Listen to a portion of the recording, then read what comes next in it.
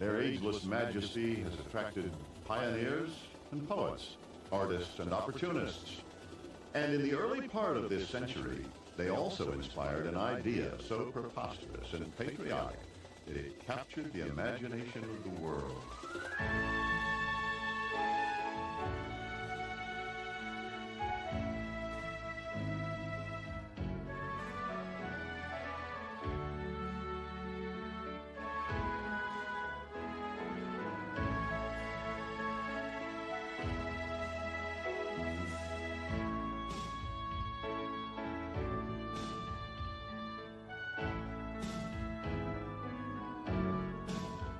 Mount Rushmore, one of the world's greatest modern marvels. An astounding monument to the visionaries of a young nation, an attempt to forge a new national identity, a tribute to democracy carved out of solid granite by a man as energetic and contentious as the country he loved.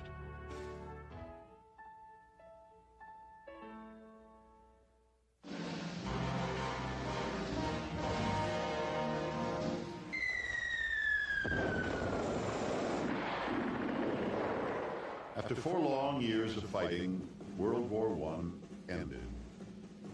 In the 1920s, with the return of American troops, came a national exuberance, a joyous jazz spirit that seemed to encourage expansive, uninhibited behavior. After all, we had won a war. We could do anything. It was time to celebrate. We embraced great heroes and great hooligans. There were those who would legislate morality, and those who would throw caution to the wind to reach dizzying new heights. No one could predict the Great Depression that was only a few years away. American industry was retooling from a war economy to accommodate a rapidly growing consumer market. Mass production made new products available and affordable, particularly automobiles. Henry Ford was grinding them out at a rate of nearly 22,000 a year. The new American middle class was riding to work and turning the traditional family vacation into a great adventure on the road. The money-making potential of this was not lost on Doane Robinson, 67-year-old state historian and poet laureate of South Dakota. He longed to introduce people to the beauty of his state. But how do you convince tourists to drive for days on primitive highways to visit a forsaken corner of a largely undeveloped wilderness? Robinson claimed he had an illuminating flash, an inspiration to distinguish South Dakota with a roadside attraction so unique that tourists would be compelled to visit. He thought what would be great is if they carved some Western folk heroes, Chief Red Cloud, Kit Carson, other folk heroes. If they could carve those in the Black Hills in the Needles District, that tourists would come for miles to see them. The Needles are ancient stone structures, the eroded stubs of granite mountains. There are literally thousands of them in the Black Hills. They are rough, uneven, and impossible to carve. But that was not enough to deter Doane Robinson. All he really needed, he felt, was an artist who loved a challenge. That man was Gutzon Borglum, a renowned stone sculptor. Gutzon was always looking for new worlds to conquer. Gutzon believed that he was the best artist who's ever existed. Borglum enjoyed working on an exaggerated scale. He once lamented there was no monument in America as big as the nation's spirit. He had done big work. He had designed a mountain carving in 1915 at a Georgia site called Stone Mountain. Now, South Dakota offered Borglum a new challenge. The Rapid City Commercial Club had backed Robinson's concept, basically said to Borglum, hey, find a mountain, pick a subject, go to work. We want a mountain carving. In 1925, with a frontier guide and his son Lincoln, Borglum explored the Black Hills for a carving site that would suggest a theme big enough for his bombastic reputation. He found both at Mount Rushmore, where he envisioned the ultimate American monument. Unlike the Needles, Mount Rushmore was solid granite. Even though the rock was riddled with minute cracks, Borglum became fixated on the site. Here is the place, he declared. American history shall march along that skyline. He and his men quickly scaled the peak and claimed the site as a national monument. He had no authority to do that, but that didn't stop him. It was here Gutzon Borglum would labor for the next 16 years. Before he would die trying to make this dream come true, he would revise his designs 9 times, remove 500,000 tons of rock, and provoke some of the wildest political battles of the age.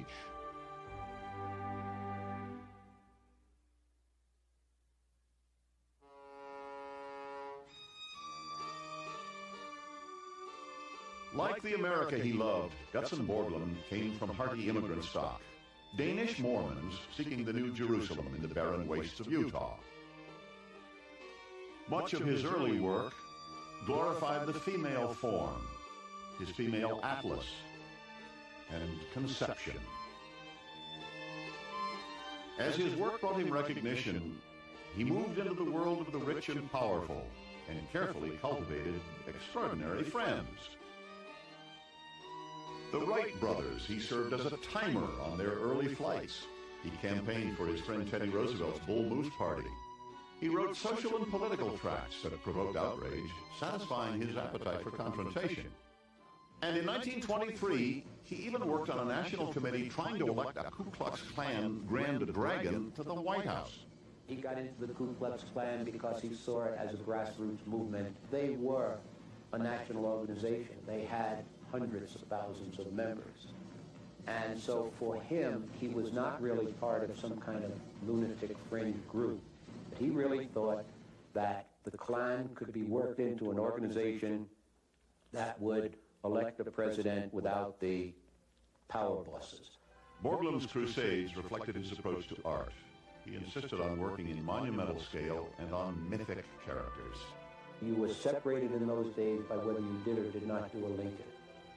All of the Lincoln artists were people on another level. It was the big leagues. He named his son Lincoln so he could write to committees and say, remember, Lincoln is one of mine. And he, of course, has done 3 of the best Lincolns, acknowledged the best Lincolns in existence. The one on Mount Rushmore, the seated Lincoln in Newark, New Jersey, and the Lincoln portrait that's in the Capitol building and on the grave in Springfield. It was ironic then that his biggest commission was the one in 1915, the attempt to make the South rise again through a mammoth tribute to the Confederacy, Stone Mountain. Commissioned by the Daughters of the Confederacy, the work was designed to be as tall as a 20-story building. But the project soon fell apart. In typical fashion, Borglum had a volatile disagreement with his patrons, who believed the artist was insulting the memory of General Lee by portraying him wearing a hat. In a fitful rage, he smashed his working models and fled Georgia with a lynch mob snapping at his heels. Borglum needed another project, and fast, to restore his reputation. His prayers were answered in 1925 when he received Don Robinson's note suggesting the massive work in South Dakota. The backers of Mount Rushmore were able to say to Borglum time and time again, remember, Gutzon, you can lose one mountain. You can't lose 2 without being historically a fool. You must prove yourself here. And he understood that. A new mountain, a new dream were what Borglum needed, and Mount Rushmore offered both. He quickly dismissed Robinson's suggestion of Western heroes in stone and instead envisioned a tribute to American presidents who symbolized the evolution of the American spirit. Washington, father of the country, who led the fight for American liberty. Jefferson, author of the Declaration of Independence, whose vision of a growing nation inspired the Louisiana Purchase. Lincoln, the great emancipator who preserved the Union of States at its darkest hour. And Teddy Roosevelt, the spirited individualist who defined a vibrant 20th century America and was an old friend of Borglum's. It would be 2 years before Borglum would carve this dream in granite. First, he needed money and a president to go along with the plan.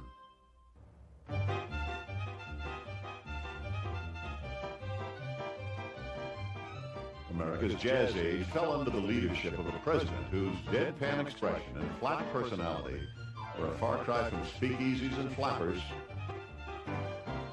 Calvin Coolidge, a man not known for a wild sense of humor. But in 1927, in an act of providence, he decided to vacation in South Dakota. Now, here was an opportunity Borglum hoped to secure official federal recognition for his dream of Mount Rushmore, and maybe raise desperately needed funds to finally get the project underway.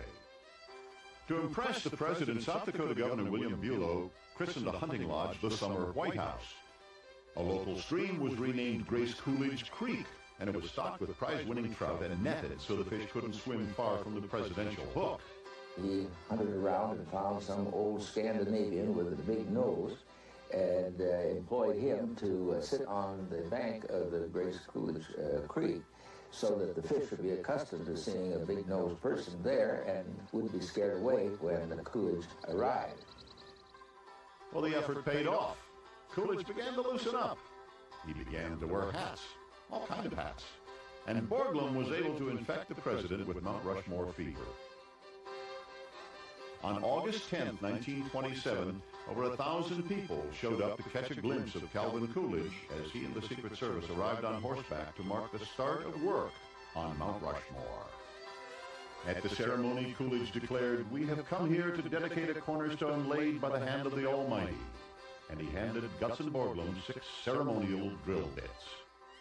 Not to be upstaged by the president, Borglum immediately scaled the 6,000-foot peak and had himself lowered over the heads of the crowd to begin carving, even though he hadn't actually worked out the entire design yet. In Washington, as one of his last acts as president in 1929, Coolidge signed the Rushmore Bill, establishing matching federal funds for private donations to the monument.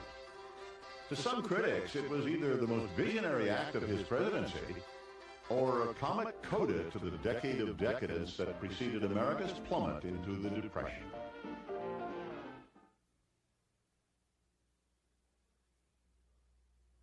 Borglum's initial design featured only 3 figures, each rendered to mid-torso. His style was obsessively representational, relying on portraits, models, and life masks to capture every nuance of his subjects.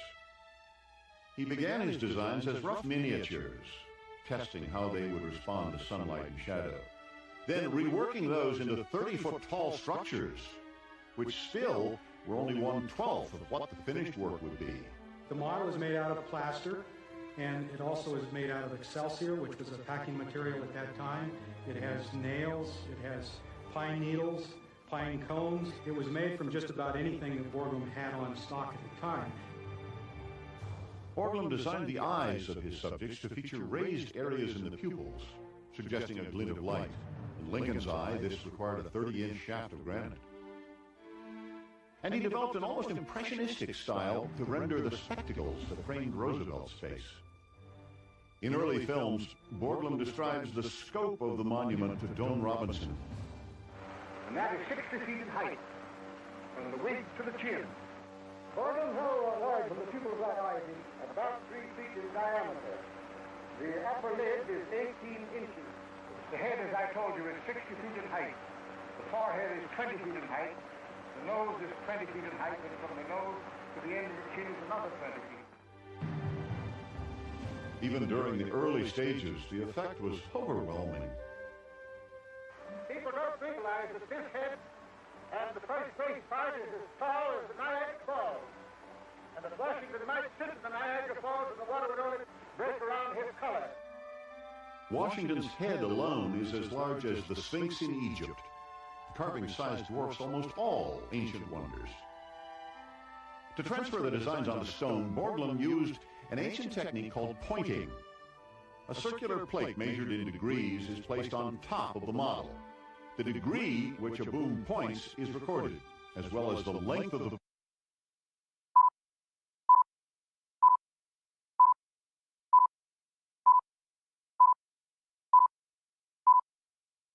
boom out from the center of the plate, and how far down from the boom a string extends until it reaches an element of the design.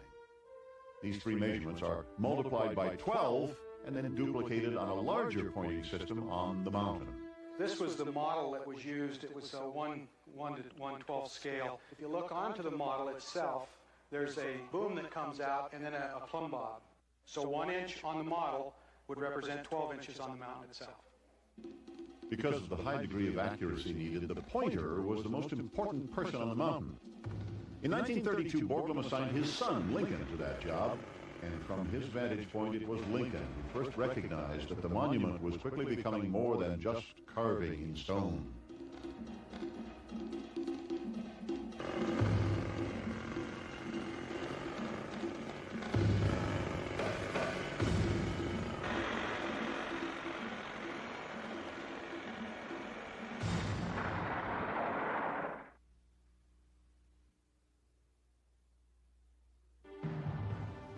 It came to me in an almost terrifying manner, Borglum admitted, that I had never sensed what I was planning.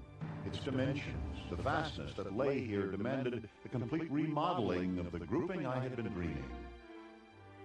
As work proceeded, Borglum constantly had to change his design due to inconsistencies in the granite. His first attempt at a Jefferson head on Washington's right side had to be blasted away and a new one built on Washington's left. Nature was participating in the design. When you look at Mount Rushmore, you'll notice that the Jefferson head is tilted back or seems to be looking up at a higher angle than the rest of the heads. The romantic view of these is that Borglum saw Jefferson as a visionary, the person who saw where the country should go and knew how to take us there. Reality was that there was a crack that ran through Jefferson's nose, and he had to keep tilting it back until the crack no longer ran through the nose. Borglum needed a specially constructed aerial tram to survey the work as it progressed and instruct the crew on how to approach refinements. We would see Borglum come up in the bucket, and he'd stop the bucket out there in front with the wind kind of moving him around, and he'd look at either Lincoln or whichever one that he had men working on. He'd just look at it, and then he'd go up and get some paint and a brush and go down and paint what he wanted. Nothing from here to 3 inches down to nothing. But then how he could make it come out looking like Lincoln and like Jefferson is amazing to me, because it was so large when you got next to it, you just couldn't imagine it. It was an incredible challenge to envision the monument from such a close perspective. But Borglum knew the figures were there. It was just a matter of removing 500,000 tons of granite to reveal them. From the height of a 50-story building, workmen were carefully lowered by iron winches in special bosun chairs. Once the pointer verified a position, a workman used a pneumatic drill to create small holes for the dynamite. For just enough dynamite to remove extra rock to within 3 inches of the finished surface, yet not enough to damage the area to be hand-carved. In all, it was an exacting process, suggested to Borglum by European road builders who used the technique to blast holes in mountains to build tunnels through the Alps. The more delicate work was called honeycombing the rock. The surface of the stone was textured with a close formation of drill holes. Then smaller pieces of granite would be manually chipped off with a tool called a channel iron. That's a channel iron. They use it in the regular jackhammer instead of a regular drill, and then they cut between the holes so that you can wedge out pieces of rock without using powder. This channel iron, like the wide variety of steel drill bits used to shape the stone, was attached to a 60-pound jackhammer. It operated on compressed air piped up from the base of the mountain, 1,300 feet below. And then the air would be funneled down into the jackhammer, which would make it go in and out. And then it would also, if I can lift it up here, the end has a hole in it, which would allow the air to come through and then push the excess dust away. But when you were in a bosun chair with about a 40-mile-an-hour wind and hanging on a cable off the side of the mountain, and it might be 20 degrees out, you had to hold that jackhammer away from your body. And as they held it away, it would, of course, wear them out. There's a lot of crooked drill holes up there that... God blames me for that. He couldn't drill straight. Anytime you drill a crooked hole, you got to cut it out with a channel iron. You don't get out of working. When they would use these jackhammers for any length of time, they would actually take their shoes and put them in the form of a V, and they would use that V to get the hole started. And they would go through a pair of shoes by not wearing out the bottom, but actually wearing the insteps out first. Finally, pneumatic devices and hand tools were used to grind rough areas, then polish the finish to a smooth surface in a process called bumping. This is a Dallet hand facer. It also was run with air. Air would come into the back. The 4-star drill bit was placed in the Dallet hand facer, but it wasn't locked in place. And the reason that he didn't lock it in place is because he didn't want it to drill a hole. All he wanted to do was bump the faces smooth. So this was used, and it just went around and bumped the faces smooth, just as though you would use sandpaper. You had to be pretty strong to do that all day, because that's pretty heavy, especially for an old man like me. When working so close to the enormous heads, it was difficult to have a sense of the finished design. So to help the men get the feel of the sculpture, Borglum had 5-foot models of each head placed on top of the mountain to be used as guides. The workers talked about how big the faces were when you were right on the faces working up there. So he decided that what he would do was create these smaller, life-size models. Then he would take them and transfer them right up on the mountain so the workers could actually feel the inside of the nose and underneath the eyes. And they can actually tell where they were working, and he could point out better, if you're going to go back this far, this is what you'll be doing, and this is what it'll look like when you're done. We needed jobs. That was the main thing. I started out at 50 cents an hour, and at that time, we worked 6 days a week, and every 2 weeks we got a check for $52, and that was really good money. I mean, at that time, I was happy to get it. At that time, in South Dakota, unemployment was running at 34%. People needed the jobs. But experience in stone carving or hard rock mining were not necessary. Actually, probably got the job because I was a good baseball player. Mr. Borglum's son, Lincoln, was a big baseball fan. So Lincoln thought, well, I'll hire baseball players and we'll have a baseball team up here. The Mount Rushmore baseball team became a local institution. Went all the way to the state championship on several occasions. In fact, recruiting drillers and infielders was often done simultaneously. I played shortstop. That's the reason I got the job. It was not surprising that these men would play well together on a team. They had a special bond, sharing the same demanding and dangerous task. What is surprising is that in the 14 years of construction, there were no critical accidents or deaths. When you strapped yourself in one of those things and they dropped a boy down over that, he was pretty careful. I remember at that time, just an example, I smoked a pipe a lot at that time, and I had been silly enough to cut a hole in my respirator with a razor blade and had my pipe sticking through my respirator when Lincoln came up one time, and he saw me down there. He right away, he comes right down. He has a respirator in his pocket. He just went, of course, I didn't have the pipe when he'd come down because I seen him coming. And he says that'll be all of that. In contrast to his imposing father, Lincoln Borglum seemed a silent partner on the project, yet he was most responsible for supervising progress and employee relations. Mr. Borglum's son, Lincoln, he doesn't get any credit at all for the work he done, or at least very little. And Lincoln, he was here all the time. Quit college. And he worked up there, and Mr. Borglum was gone a lot of times for 3-4 months at a time. And Lincoln actually supervised the work that was being done. And he doesn't get much credit at all, and I think he deserves a lot of credit. Gutson was the exacting taskmaster. Lincoln would often have to smooth over the hurt feelings caused by his father. We didn't get too much contact with Mr. Borglum. We all knew him, spoke to him, and so forth, but we didn't get close to him. He was very quick to make decisions, and he wanted everything perfect. There was a lot of people there that I know one of the drillers that was a finished driller, been fired 5 or 6 times on a weekend, and then Lincoln would come back and get him on Monday morning, see? But he was different. Gutson Borglum's reputation for confrontation had been firmly established before the Mount Rushmore project began. But with the onset of the Depression and the resulting shortage of funds, he found it ever harder to control his temper.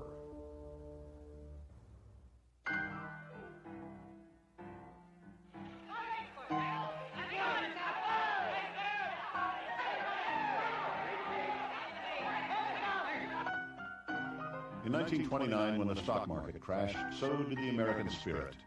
The Great Depression quickly swept across the United States, ushering in a season of gloom. 12 million people were out of work. Bad times were of biblical proportions. Families were torn apart as men combed the nation for any kind of work at any rate of pay. And before long, dwindling resources caused work to become sporadic on Borglum's Mount Rushmore. Gutson could not understand how at Mount Rushmore anybody could tell him there isn't enough in the treasury for the next box of dynamite. He's carving stone that's going to be recognizable 100,000 years from now? How can you tell him today's production must stop? He could never understand the gift he was leaving for the world being related to dollars. Funding for the monument was limited to nickels and dimes donated by school children and matched by the government.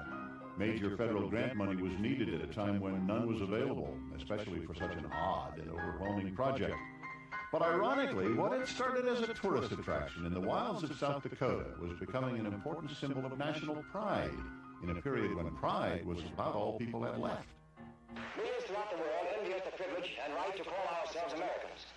Let us prove our deep appreciation of that privilege by rededicating ourselves to true Americanism, with faith in God, faith in man, faith in liberty, and faith in America. The Roosevelt administration's vigorous promotion of a revitalized sense of Americanism inspired Borglum with a new publicity strategy. It was clear that his relentless dedication to the project and the monument's reverence toward the democratic dream were perfect springboards for the patriotic government's support at Mount Rushmore, and Borglum knew it. Using his talent for self-promotion, Gutson kicked off a series of theatrical dedications to mark each stage of the carving process and to keep the public and political eye focused on his dream. America's gigantic Mount Rushmore Memorial is visited by President Roosevelt, who comes to dedicate the Jefferson figure. Sculptor Gutson Borglum's daughter gives the signal. That chap was fired just above what will finally be Jefferson's hand. Egypt's burial conceived nothing so spectacular as this enduring monument in South Dakota's Black Hills. The 65-foot Jefferson head alone is 3 times bigger than the Sphinx. The 4 immense heads, Washington, Jefferson, Lincoln, and Theodore Roosevelt, when completed, will be the world's greatest patriotic memorial, America's heritage to future generations. Borglum loved a big show, but his grandest publicity scheme was destined to strain friendships and cost him a powerful ally.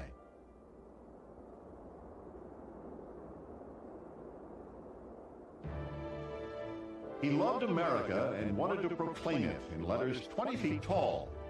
His original plan for Mount Rushmore included a giant timeline of American history. He called it the entablature. Calvin Coolidge had been selected to write the 500-word composition as a condition of federal funding in the 1929 Rushmore bill, which Coolidge himself had signed into law. In 1930, the ex-president sent a rough draft of the composition to South Dakota. Borglum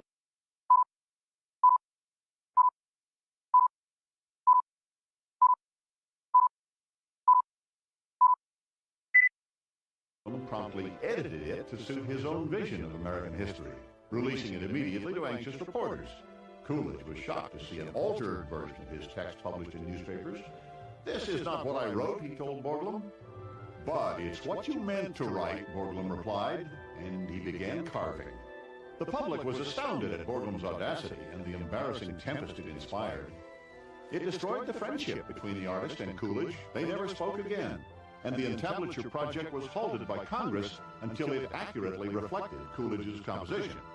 In 1934, after Coolidge had died and Congress was distracted, an ingenious newspaperman saw an opportunity to generate publicity and sell papers with a new twist on Borglum's entablature.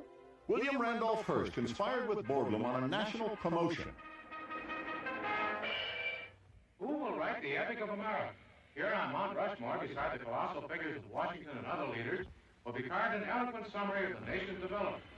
To this, the public is invited to contribute in a gigantic countrywide contest sponsored by the Hearst newspaper. Cash and other prizes go to the winners, whose combined text will be chiseled on the solid rock by Gutson Borglum, famous sculptor. A mighty and permanent salute to the spirit of progress. Over a million people, historians and teachers and citizens and congressmen, all were writing histories for this problem and finding a suitable text.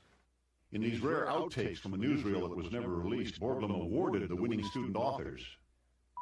These 3 young men were awarded prizes in a successful competition, successful national competition.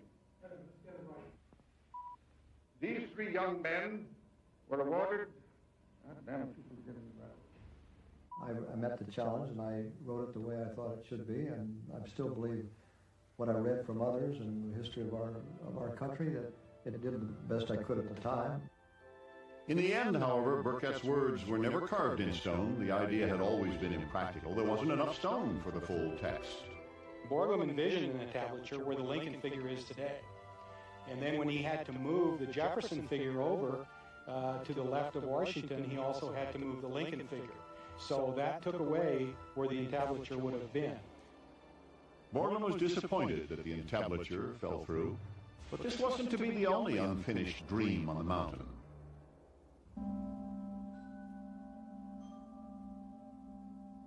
I think that we can perhaps meditate a little on those Americans 10,000 years from now, when the weathering of the face of Washington and Jefferson and Lincoln shall have proceeded to a depth of perhaps 1/10 of an inch.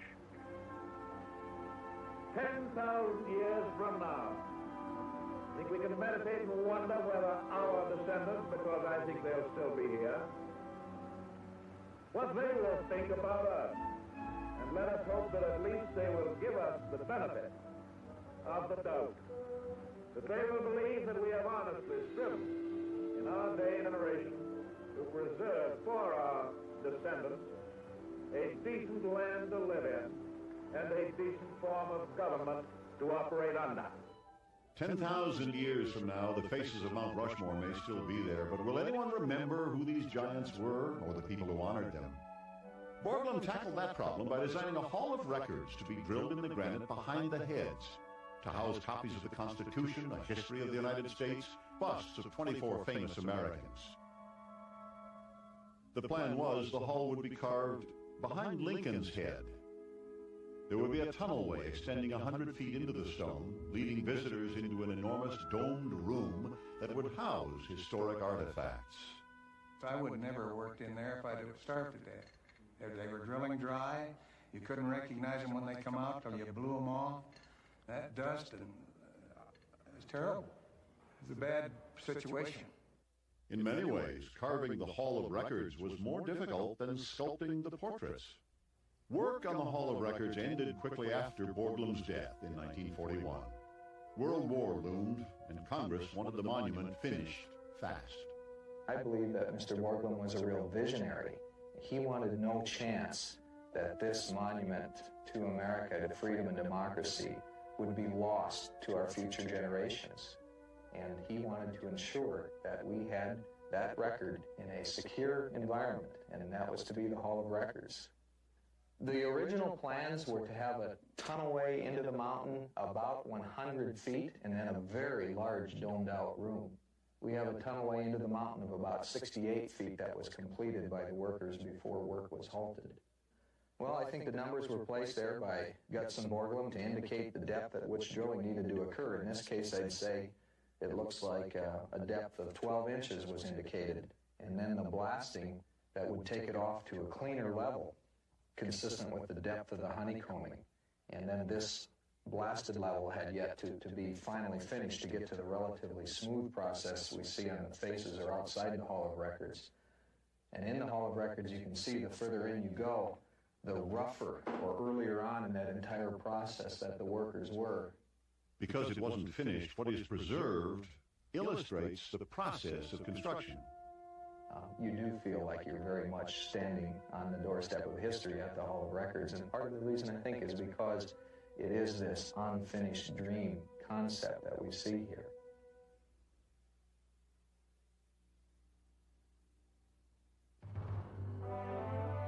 The mountain and the man, their destinies linked, spirits melded as one.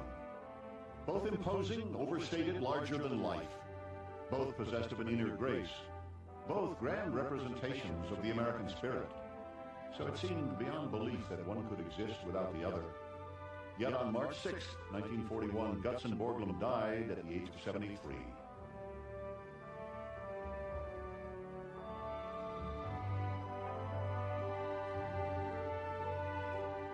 Without the chief to bully and boast, activity on the monument seemed to enter a state of suspended animation, incomplete, stuck in a moment of time between dreams and reality, between promise and power.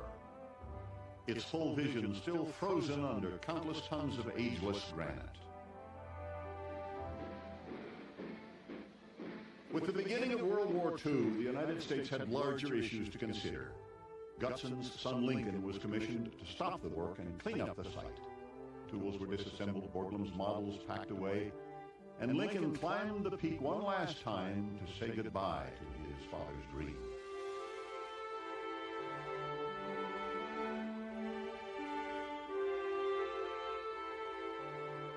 The models which my father and I had made and changed so many times showed the figures were to be executed down to the waist. I felt they were just as effective the way they are today. On my final report to the commission, I stated that the granite stairway and the Hall of Records were essential to the memorial's completion. I felt that the memorial would become a riddle to people a few thousand years from now without explanatory doubt. Today, the official view is that the memorial is finished and there are definitely no plans for more carving. Actually, there is no stone on Rushmore for another face. I do feel that the great symbolic message of the memorial is there. Many people wonder about should Mount Rushmore ever be completed. I think the answer to that is no. Certainly more work could have been done on it, but there's a story to be told in unfinished dreams, as well as finished dreams. It's a piece of art in its own right. You know, it's one man's conception of the birth and growth of our country, and what these four presidents represented to the first 150 years of our country. And changing or adding a head to Mount Rushmore now would be tantamount to, if you will, changing the smile on the Mona Lisa. As a man grows old, so does a mountain. The Black Hills themselves are old men, granite stubs left from the erosion of stone giants tens of millions of years ago. Their erosion continues today. The granite in the Black Hills is full of cracks, and the mountain itself has dozens. This is a natural crack.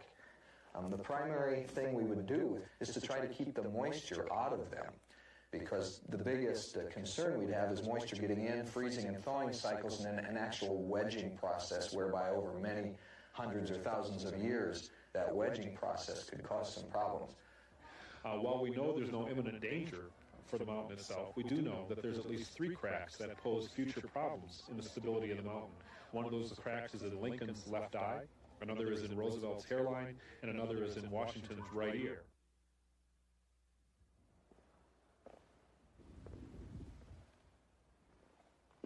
This crack runs all the way through the left side of Washington's head and intersects with another crack coming in on a lateral plane.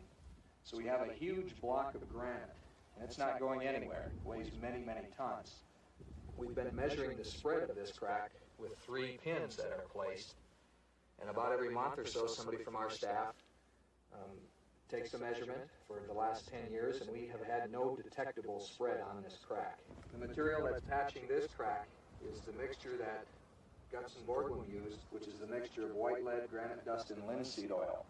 The substance that we've patched these cracks with most recently is a silicone-based, somewhat pliable substance that can expand and contract at this rate with the rock. The eerie silence of the Black Hills draws seekers still and raises questions that can't be answered. Is there such a thing as eternity, or is forever a moment we hold in our hearts?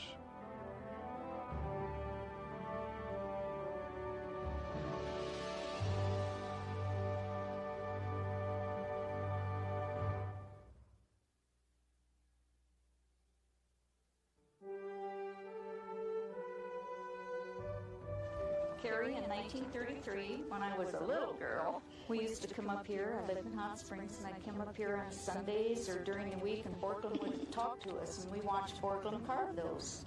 There used to be stairs that came in behind Abraham Lincoln, and you could walk up through there. They weren't restricted like they are today, and you could get up on top of there when they weren't working. And it's so amazing to me that anybody could actually carry out a dream like that. The Mount Rushmore Visitor Center welcomes over 2.5 million tourists a year, some reliving a childhood experience, others on a patriotic pilgrimage. As the public comes to the memorial and they walk out on the terrace for the first time, if they've never seen it, I think they first ask how it was done, but after they've stood there a while and thought about how, I think then they start to reflect on why. And the why is very important because it explains America and what makes America great. Mount Rushmore is the work of a dreamer inspired by a nation of dreamers. It was one man's vision, but it demanded the sweat and sacrifice of many ordinary men and women who would chisel their history in stone and celebrate the promise of the land they loved. There was a group of people that turned to be a family that worked up here. And that was always amazing to me. They never got much credit. They got very little credit. When they took a picture of them, nobody even took time to name them. But I'll tell you, I would like to see them named, and so would some of their widows. Those old ones that died from working up here all those years with the dust in their lungs and that, somebody ought to name them.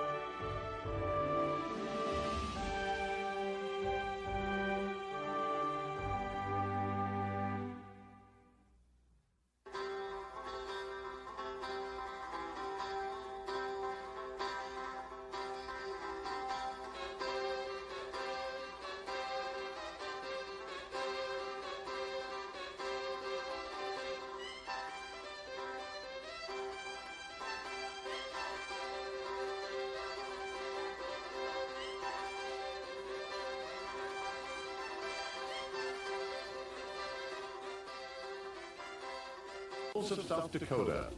Their ageless majesty has attracted pioneers and poets, artists and opportunists.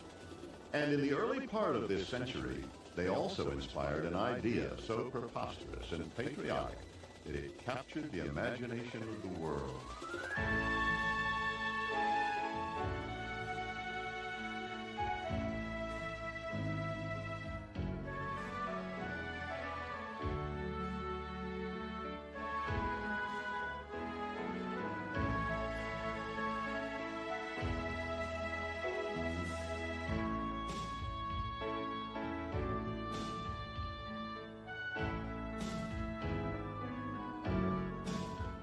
Mount Rushmore, one of the world's greatest modern marvels. An astounding monument to the visionaries of a young nation, an attempt to forge a new national identity, a tribute to democracy carved out of solid granite by a man as energetic and contentious as the country he loved.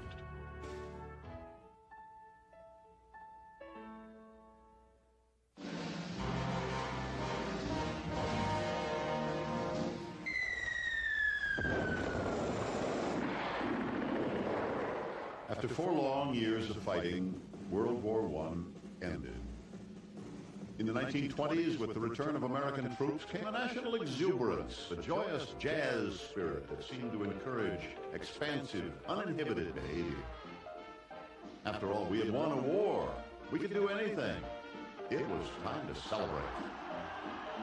We embraced great heroes and great hooligans. There were those who would legislate morality, and those who would throw caution to the wind to reach dizzying new heights. No one could predict the Great Depression that was only a few years away. American industry was retooling from a war economy to accommodate a rapidly growing consumer market. Mass production made new products available and affordable, particularly automobiles. Henry Ford was grinding them out at a rate of nearly 22,000 a year. The new American middle class was riding to work and turning the traditional family vacation into a great adventure on the road. The money-making potential of this was not lost on Doane Robinson, 67-year-old state historian and poet laureate of South Dakota. He longed to introduce people to the beauty of his state. But how do you convince tourists to drive for days on primitive highways to visit a forsaken corner of a largely undeveloped wilderness? Robinson claimed he had an illuminating flash, an inspiration to distinguish South Dakota with a roadside attraction so unique that tourists would be compelled to visit. He thought what would be great is if they carved some Western folk heroes, Chief Red Cloud, Kit Carson, other folk heroes. If they could carve those in the Black Hills in the Needles District, that tourists would come for miles to see them. The Needles are ancient stone structures, the eroded stubs of granite mountains. There are literally thousands of them in the Black Hills. They are rough, uneven, and impossible to carve. But that was not enough to deter Doane Robinson. All he really needed, he felt, was an artist who loved a challenge. That man was Gutzon Borglum, a renowned stone sculptor. Gutzon was always looking for new worlds to conquer. Gutzon believed that he was the best artist who's ever existed.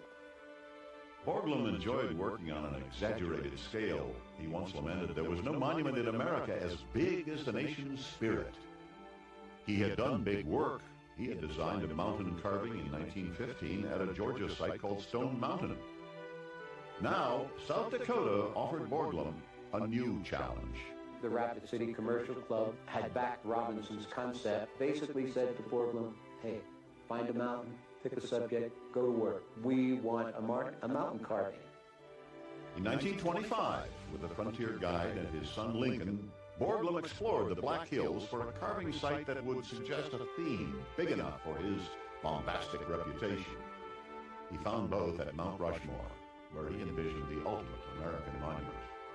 Unlike the Needles, Mount Rushmore was solid granite. Even though the rock was riddled with minute cracks, Borglum became fixated on the site. Here is the place, he declared. American history shall march along that skyline. He and his men quickly scaled the peak and claimed the site as a national monument. He had no authority to do that, but that didn't stop him. It was here Gutzon Borglum would labor for the next 16 years. Before he would die trying to make this dream come true, he would revise his designs 9 times, remove 500,000 tons of rock, and provoke some of the wildest political battles of the age.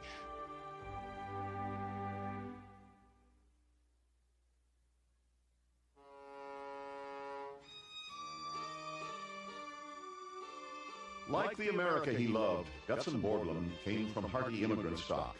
Danish Mormons seeking the New Jerusalem in the barren wastes of Utah.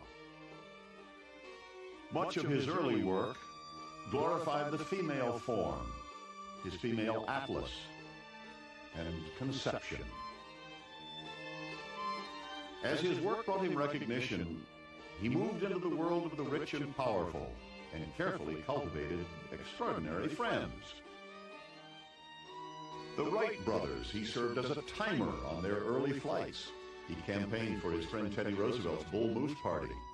He wrote social and political tracts that provoked outrage, satisfying his appetite for confrontation.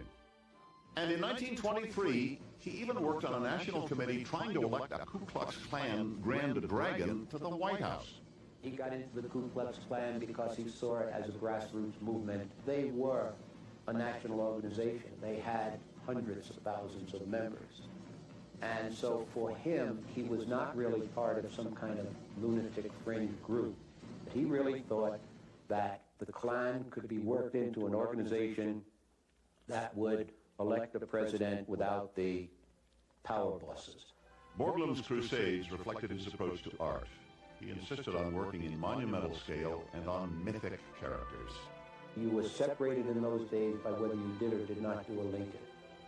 All of the Lincoln artists were people on another level. It was the big leagues. He named his son Lincoln so he could write to committees and say, remember, Lincoln is one of mine. And he, of course, has done 3 of the best Lincolns, acknowledged the best Lincolns in existence. The one on Mount Rushmore, the seated Lincoln in Newark, New Jersey, and the Lincoln portrait that's in the Capitol building and on the grave in Springfield. It was ironic then that his biggest commission was the one in 1915, the attempt to make the South rise again through a mammoth tribute to the Confederacy, Stone Mountain. Commissioned by the Daughters of the Confederacy, the work was designed to be as tall as a 20-story building. But the project soon fell apart. In typical fashion, Borglum had a volatile disagreement with his patrons, who believed the artist was insulting the memory of General Lee by portraying him wearing a hat. In a fitful rage, he smashed his working models and fled Georgia with a lynch mob snapping at his heels. Borglum needed another project, and fast, to restore his reputation. His prayers were answered in 1925 when he received Doane Robinson's note suggesting the massive work in South Dakota. the backers of Mount Rushmore were able to say to Borglum time and time again, remember, Gudson, you can lose one mountain. You can't lose two without being historically a fool.